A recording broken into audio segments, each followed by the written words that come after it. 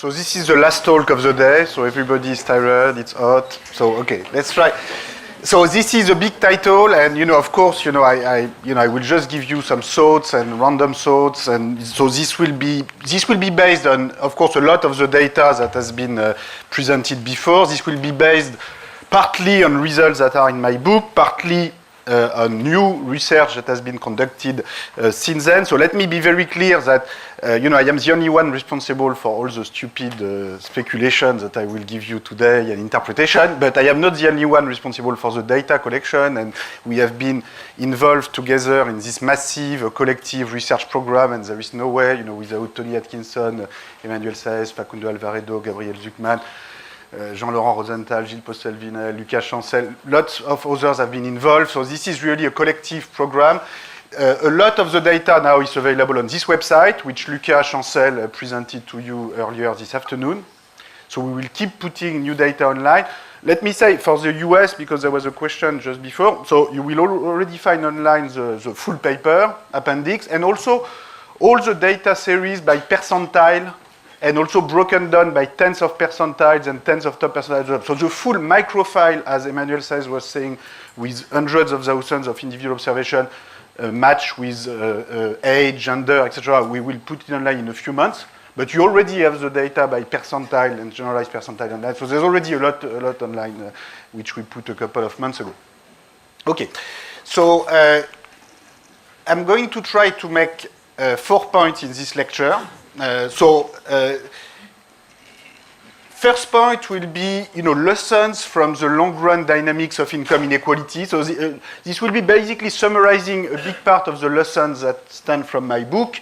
And the general lesson will be that in the 20th century, it took very big shocks, wars, depression, revolution, policy changes, finally to get the reduction of inequality. And in particular, it took very major shocks for elites to accept social, fiscal reform, and which finally led to a persistent inequality reduction, at least until recently. And I think this is a very important lesson we need to start with. The second point will be about wealth inequality more than income inequality, because I think in the longer run that inequality in assets is even more important. I will argue that with high gap between rate of return and growth, in particular for large portfolio rate of return, not talking about treasury bond rate of return, because this is not where the high wealth portfolio put their money, of course. So if you look at high-end rate of return, you have a very large gap with growth rate, and that can push wealth inequality upwards for a while. We need more transparency on wealth. This is very much related to what Gabriel Zuckman presented a bit earlier. So I will go pretty fast on these first 2 points. And I will spend more time on the last 2 points. So the third point will be about inequality in emerging countries. And I think, this is very important because I think the main limitation of my book, well, there are many limitations, weaknesses in my book, but probably the most important one is that it is too much Western-centered. A lot of attention on Western Europe, North America, Japan, to some extent Canada, Australia, but very little on emerging world.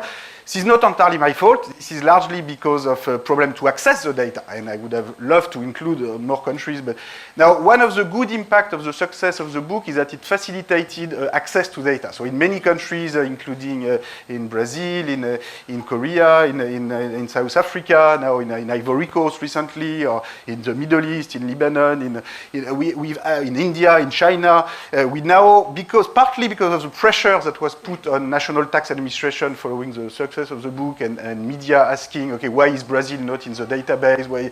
In the end, they had to promise something. Sometimes they did not deliver, but sometimes by pushing through the media, we were able to get more access to fiscal data. So this is very much ongoing. I think this is very important, not only because, of course, there's a big part of the world lives there and you want to have better data coverage, but also because from a more intellectual viewpoint, it will give you a different perspective on the economic and social and political mechanisms that generate inequality. My book is very much Western-centered, not only in terms of data access, but also in terms of intellectual perspective, in the sense that there's a central role that's played by the World War I, World War II, which are supposed to be world wars, but which are to a large extent European wars, and the general theme is, okay, you have very high inequality equilibrium up until 1914, huge shocks, reduction of inequality. To what extent do we have a return to inequality in recent decades? Okay, so that's a very important question, but from the viewpoint of inequality in India, or inequality in South Africa, or inequality in Brazil, frankly, the problem of World War I and World War II is not quite as central. And so I think having a global perspective on inequality regime, what makes countries very unequal as compared to others, is also a way to step away a little bit from our own obsession in European history. We are obsessed with World War, the Trente Glorieuses, everything, of course that's, but, and I think that's very important to move away from that. So this will be, I will show you some preliminary results, comparing, but this is all extremely preliminary, and this is something on which we are working now. And finally, even bigger question, in which, I will just present to you a couple of random thoughts. What's the relation between rising inequality and the changing structure of political conflict? So, one way to say it is, okay, with rising inequality, you might have expected more redistribution and more class-based politics and redistribution between the rich and the poor. You don't seem to see that. And so why is it so? Why do you seem to see more xenophobic populism, identity-based politics rather than more class-based politics? And I will try to present you, some preliminary thoughts and results about this. Okay, so let me start right away with the first point. Long-run evolution of income inequality. So all of this is very probably familiar to you, to many of you by now, so let me go very fast. Probably the first important lesson from this research program is the end of the optimistic view of the Kuznets curve. So Kuznets, did a very good job in terms of collecting data for the US, but he came with a very optimistic conclusion, or at least some people came sometimes he did not really fully believe in the Kuznets curve himself, but many people in the 50s, 60s, believed in this very optimistic conclusion that you have, in advanced stages of development, a natural reduction of inequality, and the prototype would have been the US between 1913 and 1948. So Kuznets was the very first economist to compute series for US national accounts, but also the very first economist to exploit income tax data starting in 1913 to 1948, and he found this big reduction of inequality. So it was only one country for 35 years, but this was much more than what we had before, because before that there was no series. So people in the 19th century, Marx, Ricardo, were talking about inequality all the time, but they had no data at all. So, which puts strong limitations on what you can say, or actually sometimes which puts no limit on what you can say, which is even more. So at least Kuznets had series, but for one country. Now, if you add more countries, you get quite a different picture. In particular, you get the return of inequality in recent decades, and the general conclusion is that institutions and policies matter much more than sort of universal deterministic laws. So in the 20th century, it's really through major shocks, political shocks, and through major change in policies, which in the end you have the reduction of inequality. So just, you have already seen that to some extent with Emmanuel, so let me be very fast. You have this, reduction of inequality here, which is exactly what Kuznets finds. So, Kuznets did not have Excel, but he did the computation right. We have no disagreement with Kuznets, except that we have half a century of additional data. So these are the annual series with a lot of volatility, especially if you take the capital gains. If you move to decennial averages and you compare to Europe, so here is Europe is an average of France, Germany, Britain, Sweden, I think, but there are differences between European countries, but you clearly have a very, you clearly have a rising inequality everywhere in recent decades, as Luca has shown you, but a very different magnitude in different areas. So you can see very large in the US, much smaller in Europe. If you take Japan, which is the third part of the rich world, you have in between somehow, in between Europe and the US, and to a large extent closer to Europe. Okay, so you have you have globalization everywhere, but very different level of rising inequality. So sometimes, in the US public debate, sometimes including by US economists, they tend to be a little bit too US-centered. It's a problem sometimes in the US, sometimes in France also, and in other parts of the world, of course. But so people in the US, to explain rising inequality, sometimes say, okay, you have globalization, you have China entering the world labor market, that's putting competition with US workers, and this is why you have rising inequality. And this is certainly part of the story, except that you also have globalization in Japan, in Germany, in Sweden, in Europe, in many, and you have very different level of rising inequality. So you need something more than this. And in particular, differences in institutions, in policies, and at the end of the day, this is what we really want to understand, because there are different ways to organize globalization so that different groups can benefit or not from globalization. And so the interesting part is the common trend is interesting, but the difference in magnitudes are, I think, even more interesting. So to summarize, the rise in US inequality in recent decades is mostly due to rising inequality of top labor income, although, as Emmanuel has shown you, in the very recent decade, in the past 15 years, rising inequality of wealth and capital income is starting to pick up, and in the longer run might be more and more important. You have a collapse of bottom 50% income share. Rising inequality is much larger in the US than Europe, Japan, so globalization cannot be the only explanation. You need a mixture of policy factors. Let me just list some of them. Very unequal access to skills in the US, rising tuition fees, insufficient public investment, unprecedented rise of top managerial compensation of the US, which is really very difficult to explain simply on the basis of productivity, or at least with the data we've been using with Emmanuel and Stephanie Stancheva, who I think was somewhere in the room at some point. Here she is. Our conclusion is that it's very difficult to explain the huge difference in the rise of top managerial compensation in US vis-à-vis European countries simply on the basis of skills or productivity. I think governance is a lot more important, and also changing tax system, which has changed the incentives, sometimes to put the right people in the right compensation committee to get the right pay increase. Other labor market institutions like minimum wage, collective bargaining union play a role. Even if you disagree about the exact mix between education, union, minimum wage, corporate governance, progressive taxation, I think this is where you want to look at. It's really this different set of institutions. So, you've already seen this graph. I'm not going to continue. Just, the magnitude, it's quite striking. Bottom 50% in the US, this is stagnating at $16,000 average per adult. This is really very small. Okay, remember the average income for the top 10, where you had $250,000 in the US and $100,000 in France, which is a little bit, the difference in academic wages and in the US, when you try to negotiate your wage, when you get $50,000 or $80,000, many people feel that this is so small, it is impossible to accept a job that is so badly paid. Well, okay, but the bottom 50% adults in the US have a pre-tax income of $16,000, okay? And the post-tax cash income is about the same amount. It's only through in-kind transfer like health benefits that it gets a bit larger. So how do you explain such a big collapse of bottom 50% income?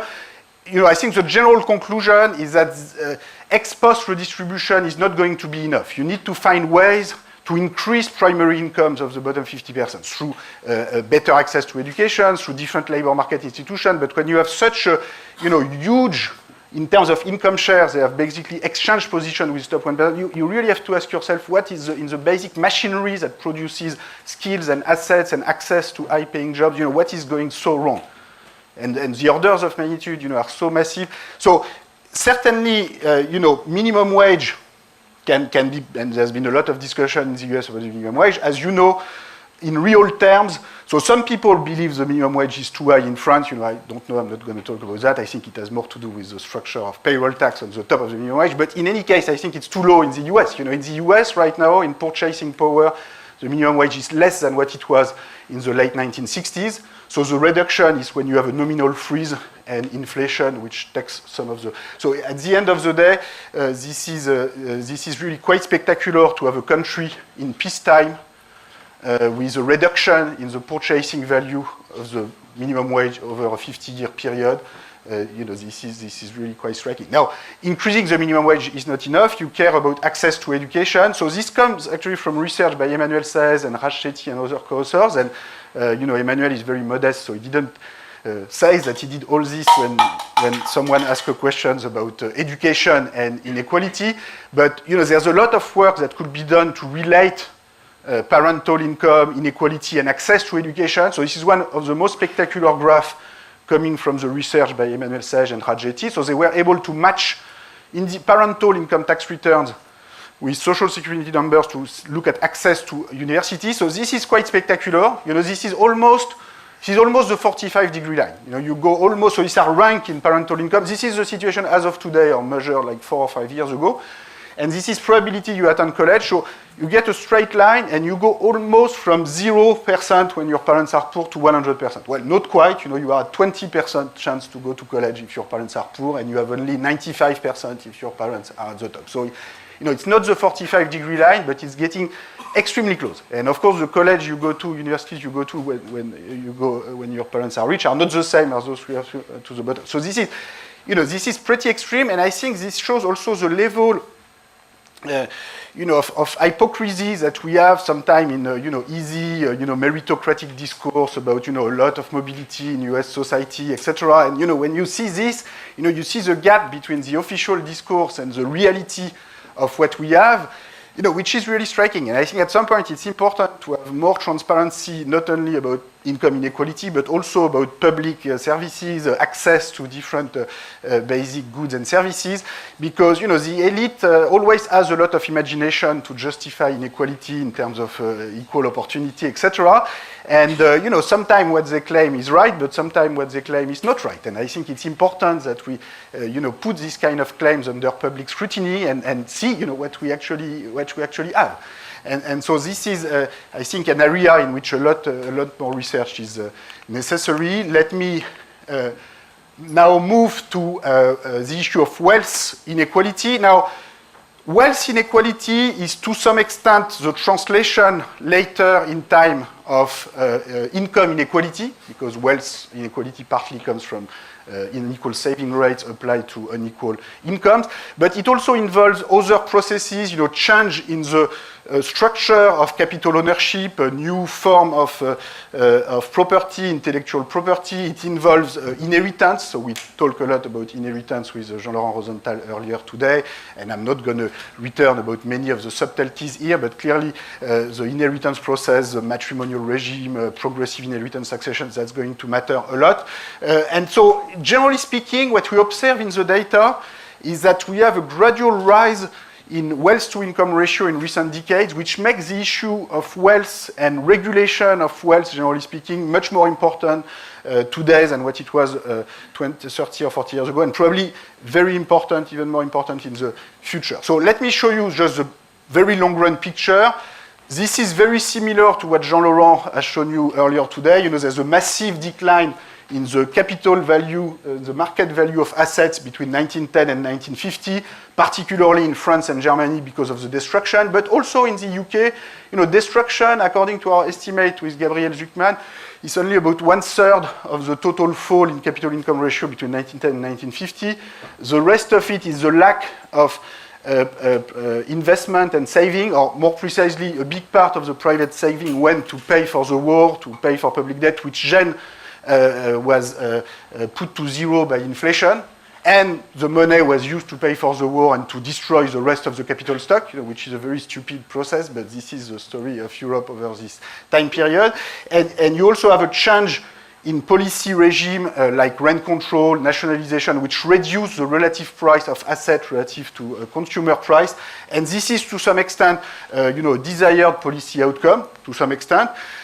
So, the reduction in the market value of capital is not necessarily bad from a social viewpoint. Anyway, you have a recovery in recent decades, partly due to a sort of natural reaccumulation of capital, partly because of a gradual lift of rent control and other policy regulation, so that the relative power of owners of wealth, either real estate wealth or companies, tends to increase relative to those who rent or the workers group, which increase the relative price of wealth. So it's both an institutional change and a capital accumulation change. It mixes many different processes. This is quite complex. Now, if we zoom on the recent decades, you can see that the Spanish bubble at the end of the period is even bigger than the Japanese bubble of 1990. So when you have this big variation, so this is the net value of private wealth, real estate, financial, net of liability.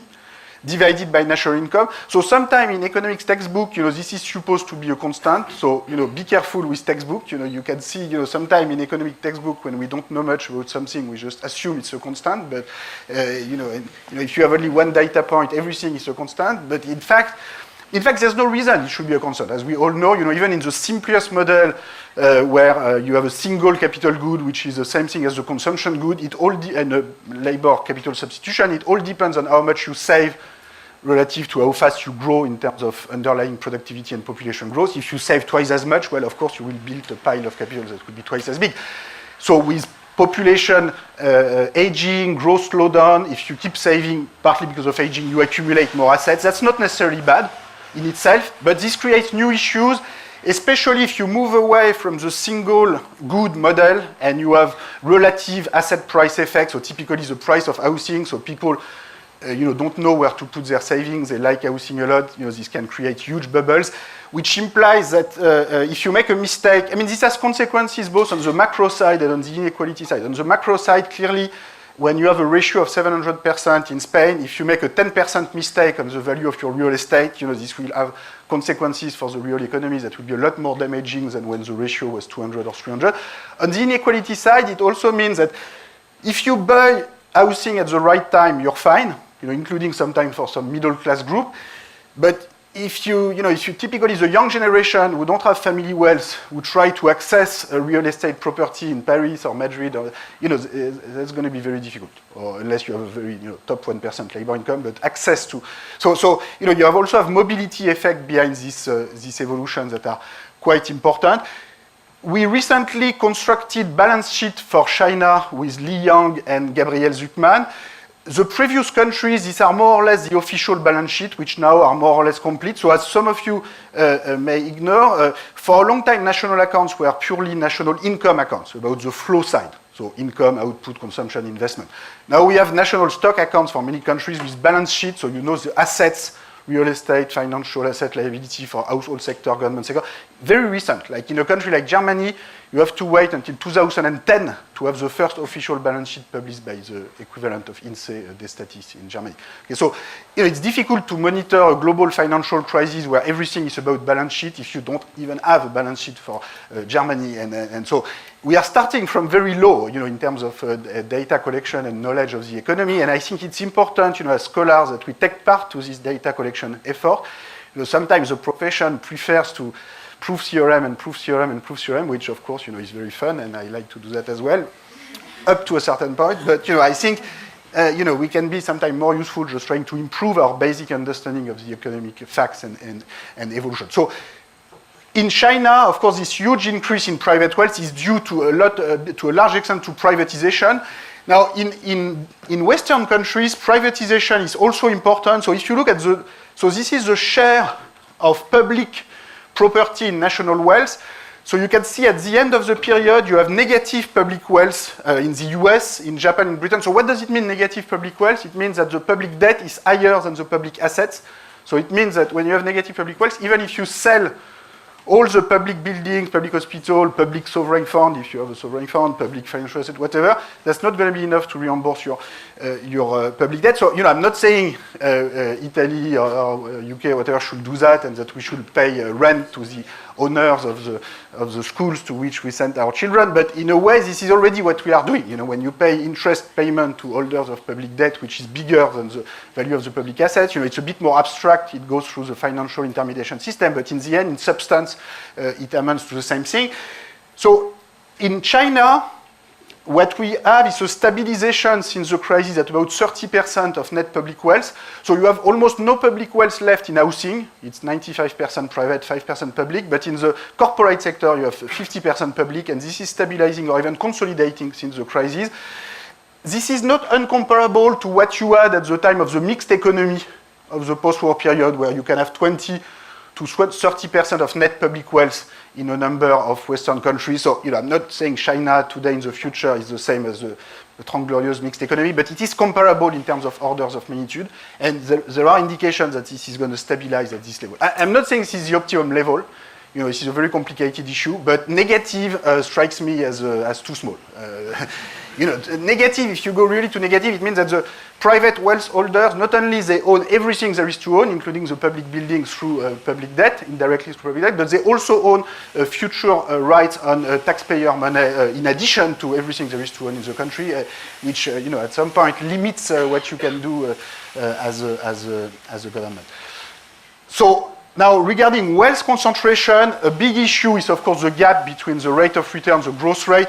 Let me simply remind you, when we talk about R versus G, that, of course, not everybody is getting the same rate of return. So what matters is not so much the average rate of return, and certainly not the treasury bond rate of return, but really the graduation of rate of return that people actually get on their portfolio. You have huge differences in portfolio. So this comes from research with Bertrand Garbinti, Jonathan Goupil-Lebray. You can see, okay, poor people, they only have deposits. Middle class, this is the kingdom of housing. And rich only have financial assets. Okay? Then within the rich, you also have huge differences in portfolio composition. Okay, so if you, one way to look at that is to look actually at this rate of return to financial portfolio, which comes from US university endowments. And, I'm doing that. This is not to make Pierre-Yves sad because of our low endowment. I would not do that, But this is just because at least these people publish data. Okay, so we have 850 US universities with wealth endowments, and at least they say what they do with their money. And as you can see, they do quite well, okay? 8.2%, this is net of inflation and net of all administrative costs. Okay, so it's a pure return to capital, okay? Taking away all management costs. So clearly they are not putting their money in US Treasury bonds, and they've not done that for a long time. They put their money equity, but in particular private equity, commodity derivatives, sophisticated financial instruments, which require a lot of expertise. So typically over this period, you take the top 3 Harvard, Yale, Princeton, they get 10% return. The average administrative cost is of the order of 0.3 to 0.4% of the endowment. So that's relatively small. But if you have an endowment of 30 billion or 40 billion, 0.3, 0.4, it's already 100 million a year. So if you can spend 100 million a year to pay financial advisor, even if these people tend to be very costly, you can pay a good group of financial advisors. If they get you a return of 10 rather than 8 or 6, it's worth it. Now, if you have an endowment of 100 million, I'm looking at Pierre-Yves, but you're not going to spend 100 million each year because you will have nothing left at the end of the year to pay for your financial advisor. Okay? And if you have 10,000 euros, you can ask advice to your brother-in-law or something like this, but probably that's not going to get you very far. Okay, so when we think of rate of return, I think it's important to be practical and to look at the world as it exists, not as the textbook say it exists. According to the textbook, you go to your bank with your $10,000, it gets invested in China the next morning, and you get the world marginal return to capital, which is fine, but this is not what we seem to see. So when we think of the relation between R and G in equality dynamics, look, we know too little about this. If you look now, at least on university endowments, they publish data, this is why I use it. If you look at Forbes people, which is not very good data, because Forbes magazine, we don't really know how they compute this. You see that top wealth holders have been rising 3-4 times faster than the size of the world economy over this period. So here I look at a fixed fraction of the world population, see how their average real wealth has been increasing according to Forbes. Maybe in fact it's more than this, maybe it's less, it's a very imperfect data. Anyway, they are rising 6 to 7% per year. I start in 1987 because this is when Forbes start publishing their data. Average income, world GDP has increased 3.3, but more than half has been taken by adult population growth, which will stabilize at some point, but it is still rising very fast. Average income gets 1.4, average wealth gets 2.1. This is because of the rise of the wealth-income ratio I showed you earlier, which at some point this will have to stop. So when you get 6 to 7% at the top, clearly this cannot continue forever. If this was to continue for many other decades, the share of world wealth going to billionaire will converge toward 100%, which I guess everybody would agree will be excessive. And I'm certainly not saying that this is what will happen. I'm sure this will stabilize much before that. Now, where exactly will it stabilize? It's very difficult to know.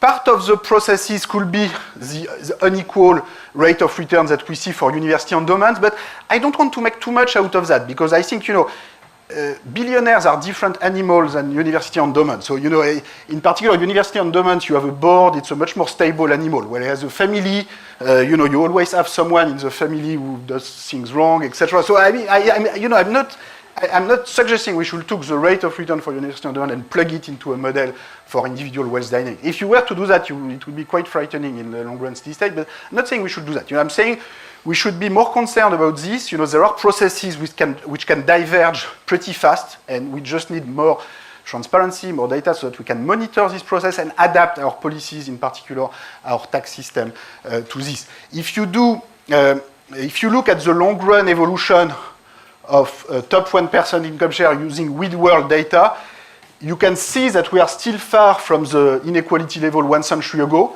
But the data we have, in particular because of offshore wealth, as Gabriel reminded us, is far from perfect, and you have a clear sign in this direction.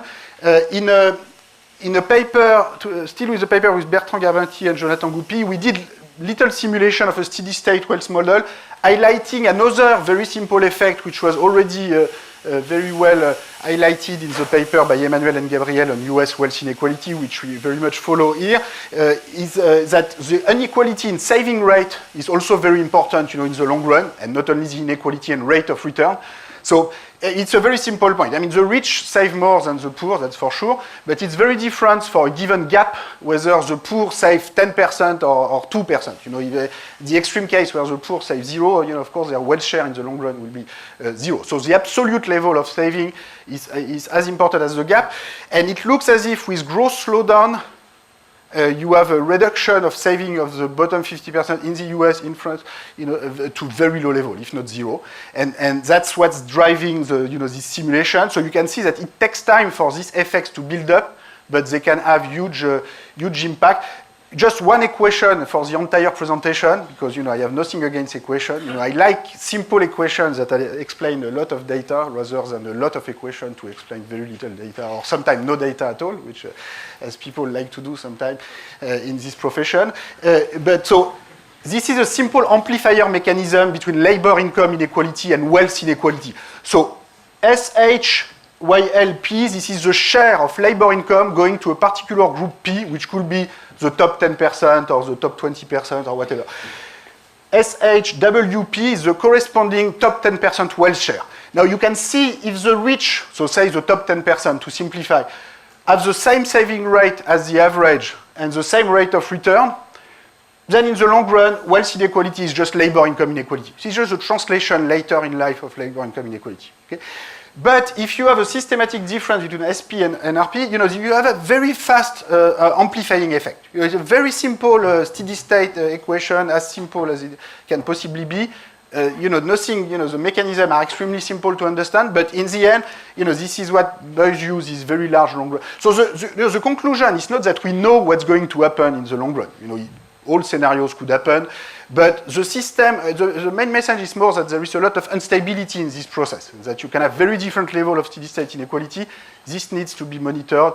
It will be completely crazy to imagine that, sort of self-regulation in itself delivers the right level in any meaningful sense. Okay, let me now accelerate a little bit, and I'm looking at Jean-Marc so that he can tell me how much time. 20 minutes, okay, that's perfect. That's exactly what I need. So let's start with, the first important point I want to make, additional point, is that we really need to move beyond this Western perspective on inequality to collect more data. So there's a lot of ongoing work that is being done right now on South Africa, Brazil, the Middle East, India, China. The general conclusion, one general conclusion is that official measures vastly underestimate inequality. You have huge inconsistency between the official growth rate in China, India, and what you get in household survey with self-reported income. Once you bring administrative tax data or wealth billionaire data into the picture, you can close a substantial fraction of the gap, and I think you get a much more plausible view of the distribution in this country. So that's first point, and I will illustrate this in a second. The other sort of more substantial point is that it's important to go beyond a Western-centered and 20th century-centered view of inequality regime.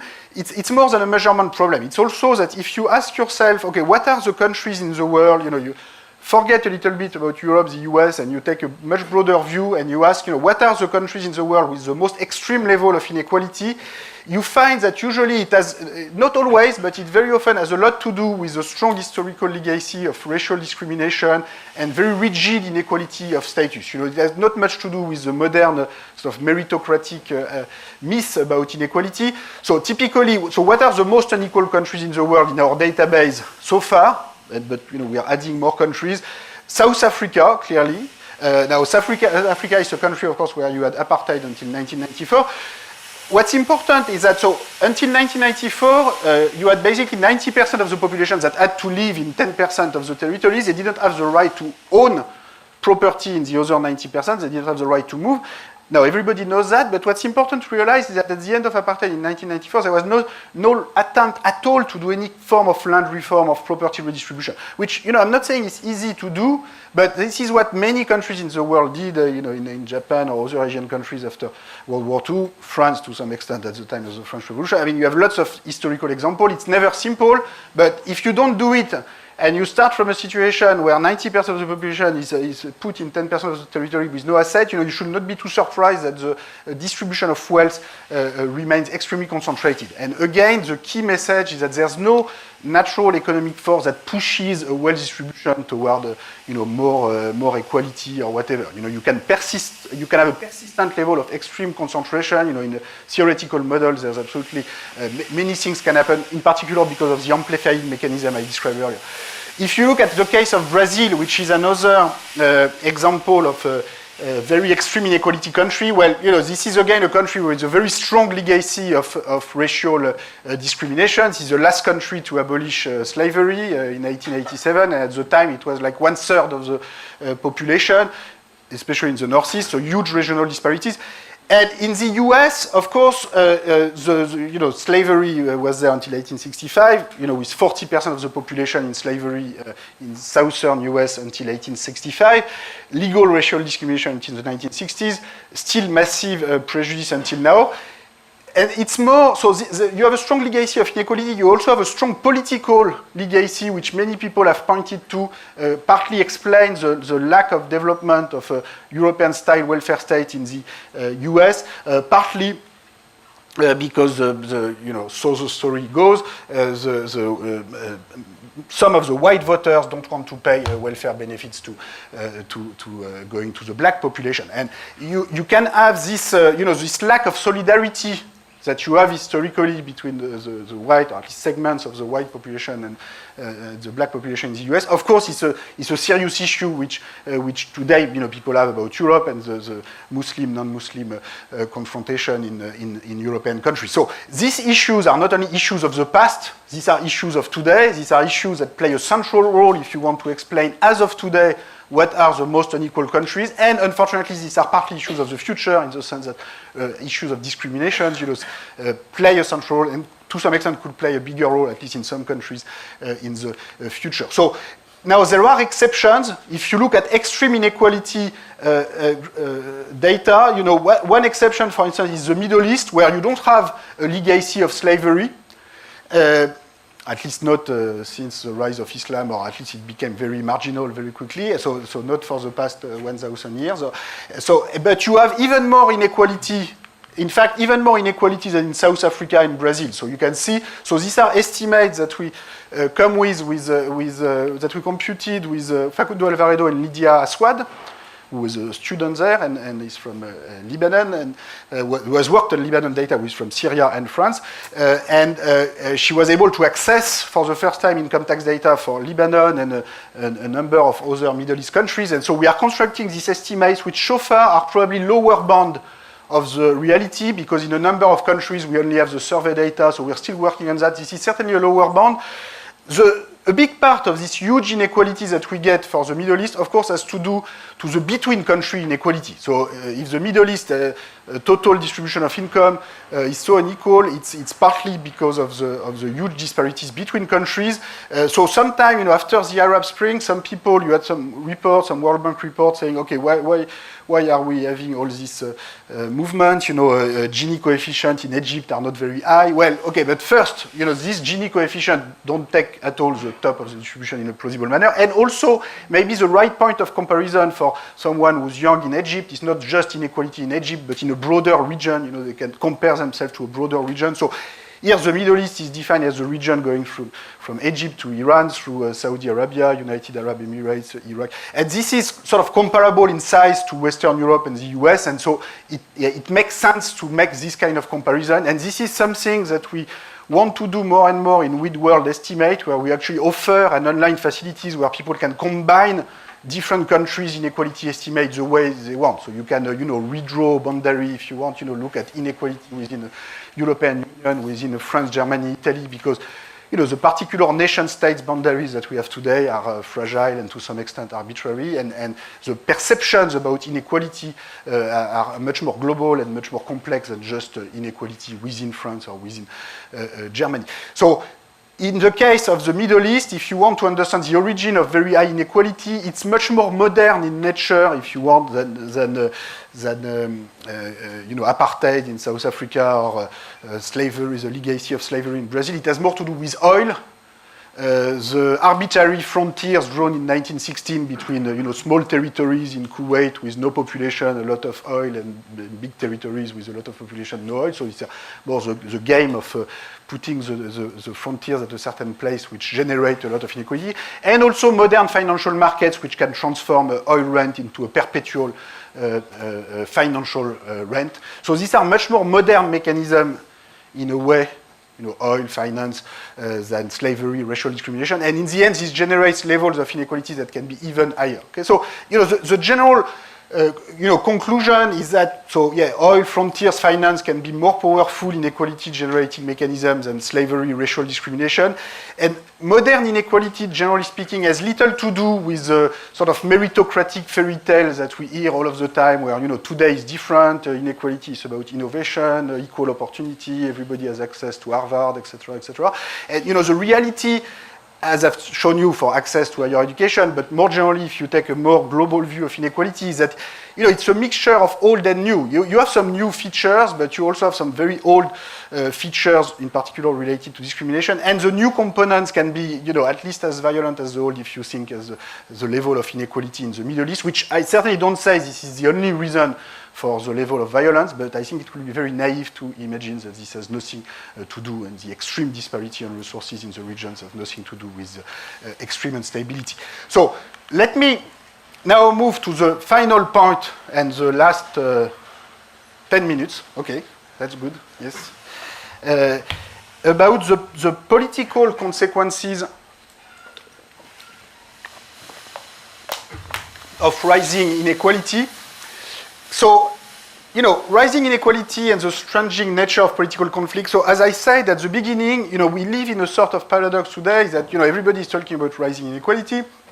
You could have expected that this might have led to rising political demand for redistribution, which you don't really see happening. You know, so why do we see, in particular, more you know, xenophobic populism and identity-based politics, you know, in Britain, in the US, in France, certainly, in India to some extent, rather than more class-based or income-based or wealth-based politics? Okay? So I think, you know, there's a standard explanation for this, which is very often formulated, which is certainly part of the story, but I think it's not enough. Okay, so the standard explanation, so to speak, will be something like this. You know, with globalization and extreme competition between countries, it's much more difficult to do vertical class-based redistribution than it used to be. Okay? Because of tax competition, you know, you always have the things that the rich are going to go to another countries. You know, Xavier is going to move to the US, so we can't tax him in France anymore. And you know, what can we do about this? And so everybody has to adapt, and basically this puts an end to any sort of positive sort of discourse based on class-based redistribution. This can explain to some extent rise of identity-based conflict, because, you know, if you can't do anything about class-based redistribution, so basically if if you can't tax all the Googles and Xavier of this world, maybe you will tax just your migrant workers and foreign workers, which is not going to bring you a lot, but at least it will make you a good feeling of being, of being superior to someone and taxing someone. I mean, here I'm summarizing a very complicated process in two sentences. Now, I think there's some of that going on. Look, there is some of that going on. But this is not enough. This is not the end of the story. I think we need to dig much more into this, because in the end, my real feeling is that there's really nothing in globalization in itself that makes redistribution and egalitarianism technically impossible. Gabriel Zucman has written a wonderful book proposing for global wealth registers, and he has shown again today that there are possibilities. It's not simple, but the two biggest dangers about redistribution and globalization is you have some people who say, oh, it's impossible, we cannot do anything, and there are some people who say, oh, the problem has already been solved, there's no tax haven anymore in the world. And of course, the real response is in between, is that so far we have not made much progress. We could make more progress, and it's certainly not only about fiscal redistribution. It involves a changing view of worker right, democracy in firms, and we are not going to have a complete discussion about this today. But I think, generally speaking, it's not because the particular form that fiscal redistribution or unions have taken at some point in the past are more difficult to organize today, that it's become technically impossible to organize other forms of redistribution. So the history of inequality is primarily political, ideological. It's not technical or deterministic. If you look at the evolution of progressive taxation in 20th century, you see sharp reversals, unexpected political bifurcation, unstable, institutional tinkering. So it's not, as if, the sort of technological determinants, the technical determinants of inequality are stronger. So if I just summarize very quickly, so you probably already have seen this graph. These are the top income tax rates. At this point, everybody will say, okay, there will never be any progressive taxation. In particular in the US, the Constitution made it impossible. And then the Constitution was changed in 1913. And then the US, between 1930 and 1980, had a top federal income tax rate of 82% on average. Apparently this did not destroy American capitalism. If you look at inheritance tax rate, you also have like 70-80% in the US. In the UK also, much less in France and Germany, partly because in France and Germany the redistribution was done through other ways, destruction, inflation, so there was less of a need for progressive taxation. The only time where you have the same top tax rate in Germany is during American occupation. You can see the 90% over there between 1946 and 49, and as soon as Germany gets its sovereignty back in 1950, they go down to 50% top tax rate, and they want to move away from this crazy American level of 90% top tax rate. But you have the same thing in Japan, and this was not done to punish the German elites or the Japanese elite, because the US were doing the same at home. So in the US view of the time, this was really part of the civilization package, if you want, that you bring democratic institutions together with the fiscal institutions that prevent democracy from becoming a plutocracy. And so this seems very far away today, but this is part of our common history. And the important point I want to make is that this period of high redistribution between 1930 and 1980 did not come just as a random shocks out of a box. It came because of particular political mobilization, particular ideological change. So certainly, the depression of the 1930s, the rise of Nazism, the world wars, led to a lot of skepticism about the idea of self-regulated market and self-regulating capitalism in general. So this led to huge ideological shift. So this is first a change in terms of ideas that occurred, which also was structured through political organization. So it's not just you have changing ideas and hop, you have changing policies. You need political organization. So, we talk a lot about new forms of political parties today, but, in any case, these are forms of political organization, which in this period contributed to mobilize and changing beliefs and turn them into action. In Europe, of course, role of social democratic parties in post-war Europe, Conseil National de la Résistance in France, Beveridge Plan in Britain, this was something that was organized very, precisely. In the US, and maybe that's even more interesting for the future, what's very particular about the Roosevelt coalition is that for the first time, and maybe the only time in US history until now, the poor whites and the poor blacks vote for the same party, which was not the case in the 19th century, where, of course, the black will vote for the Republican Party and the rich white will vote also for the Republican Party. Then at some point during the Roosevelt coalition, the Democrats were able to attract the black. But then at some point, this made the poor whites start to go away, and of course the Republicans played a strong role to try to convince them that redistribution was not for them, so that in a way today we end up in a situation where the Democratic Party in terms of structure of electorate looks a little bit like the Republican Party a century ago, which means that you have a lot of the minority vote and a lot of the upscale white vote. And so basically you have a division of the lower class group into along racial lines rather than income or wealth lines. Now, the big question is this something that can happen in the future in a country like France or in Europe more generally? And more generally, was there something exceptional and inherently unstable in the post-World War II class-based politics and pro-redistribution winning coalition? I would say, maybe not exceptional, but at least very specific. And I think there are deep changes in the structure of electoral conflicts in the 1980s, 1990s, which are not favorable to the development of redistribution coalition and class-based coalition. I'm not saying this will not happen, and we can all contribute if we want to make it happen, but there are strong forces going in the other direction. Also, not only in the US, but also in Europe, where left-wing parties used to attract predominantly low and middle wealth voters and low and middle education voters.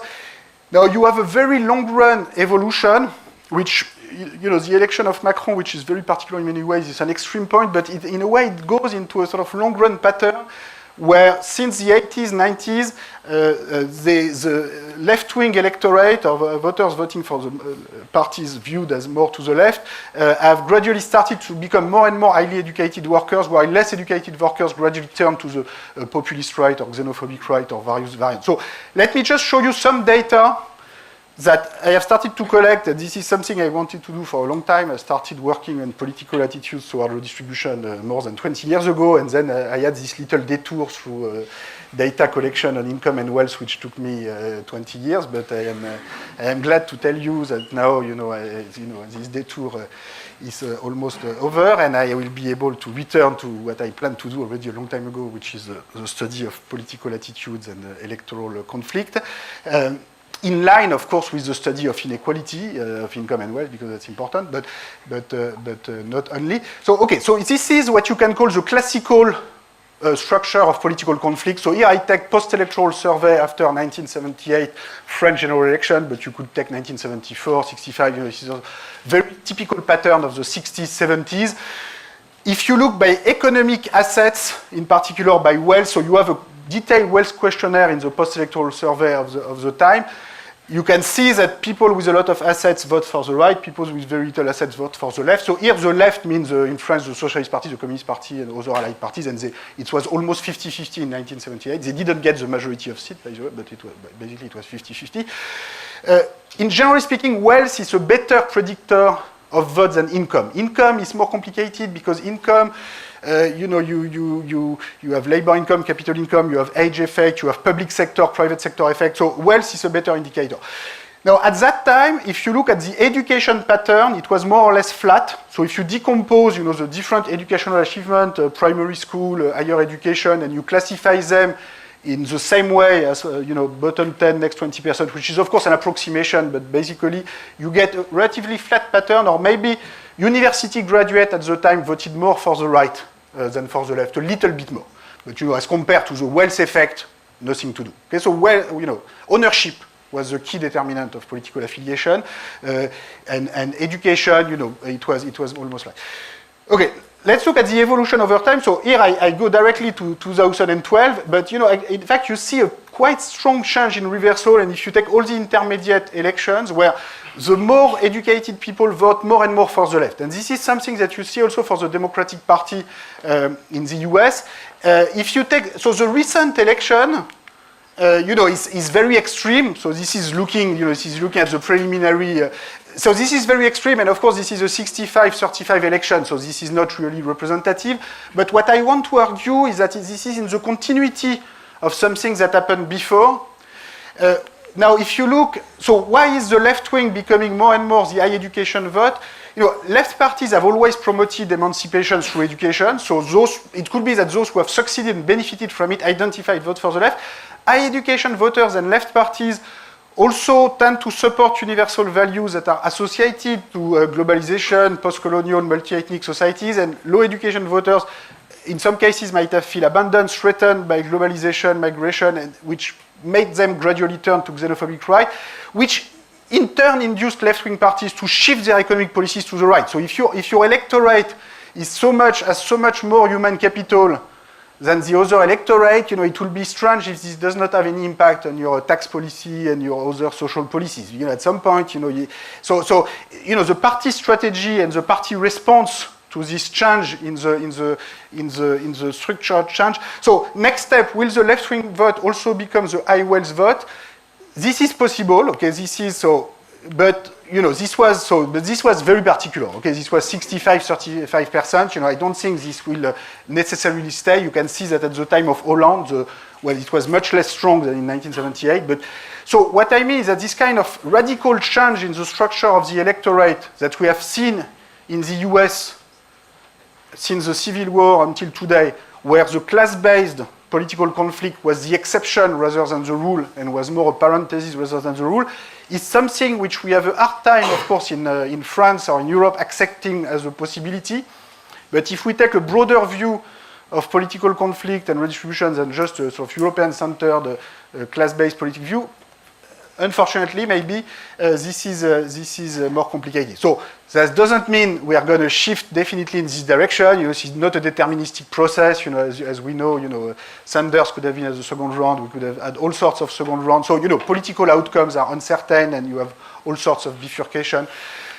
I hope I have convinced you, and this is my final conclusion, that whatever you think about this and whatever your individual attitude will be about this, voting attitude, research attitude, whatever attitude, I hope I have convinced you that, inequality regimes need to be put into a broad historical and comparative perspective so as to invent no solution and try to go beyond, the tendency of different countries just to look at themselves. People in the US sometimes believe they are unique, people in France, people in China. I think, there's always a lot more to learn from putting these experiences together, even if the data is imperfect, and try to get better solutions for the future. So thanks a lot for your attention.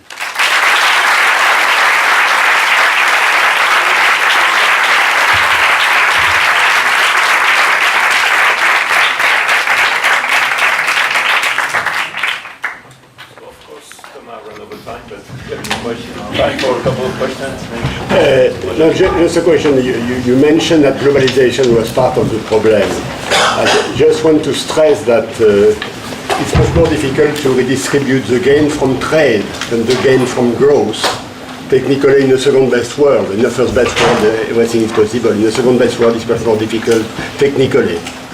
So what you call a second best world, in particular, it's a world where you have nation state instead of a world government with a world tax system. If you have lump sum transfer, you can redistribute No, everything. Yes, If you have no lump sum transfer, you can redistribute through second best tools, gains from growth. Gains from trade are much more difficult to redistribute. Because you need international cooperation, international transfer in some cases, which, even when it's for a public good like the atmosphere, it's difficult to make countries contribute. So. At the 10% percentile, the data we got is that it's 2,050 for the salary in US and 1,000 in France. It might be that this is just the gap needed to pay for tuition and for health. And so maybe the policy response is not more taxation, but just no tuition. So, I think you can have both at the same time. So you don't say much about policy.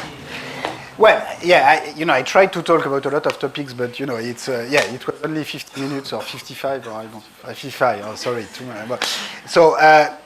I think these are complementary policy tools. I think you want more access to education, less tuition, but I think that's not going to be enough, because if you look, maybe not at the people who are making 250, but the people who are making 2 million, 5 million, 10 million, it's hard to explain what they get just on the basis of higher education or higher productivity. And as I was saying before, the work we've done with Stéphanie Stancheva, Emmanuel Saez, we have a paper 2014 in the AEJ where we try to to write a little model of optimal taxation where top labor incomes is partly determined by negotiation, typically in a compensation committee, and we argue, there's an empirical part, we argue that it's a better model to account for why you have such a big rise in top managerial compensation in certain countries at certain time periods rather than than everywhere all the time.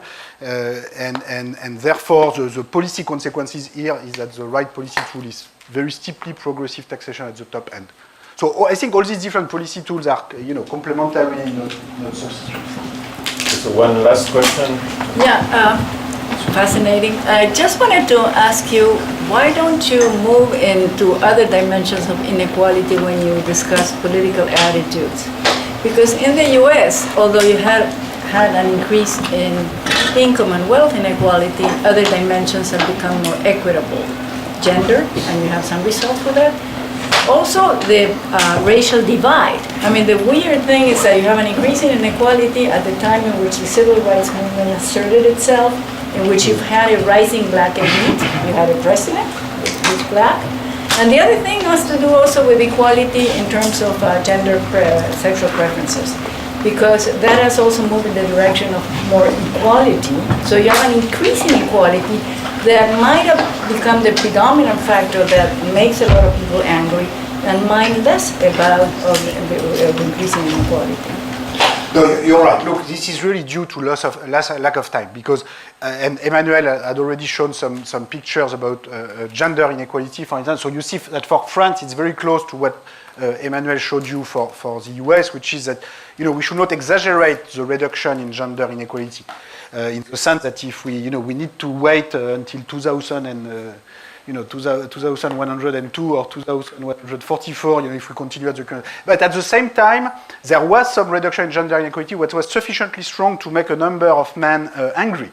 Because as Emmanuel has shown, if you just look at the evolution of average male earnings or median male earnings, they have basically stagnated or increased much as a woman. So, it's not that we have achieved in equality, but the little bit of equality we have achieved had made some other people very upset. And it is the same to a large extent for minority and certainly, many people in France believe that there are already too many, Muslims around on TV or everywhere, except that we know from data, when we collect systematic data, that the level of labor market discrimination, you send the same CV and you just get 10% of the number of job interviews if you have the wrong name as compared to the other people with the right name and the same CV. So it's very, yes, no, that's, I think that's very important. I think we'll leave it at that. I would like to thank all the speakers for these 2 days. I think it's great content, and thanks to all.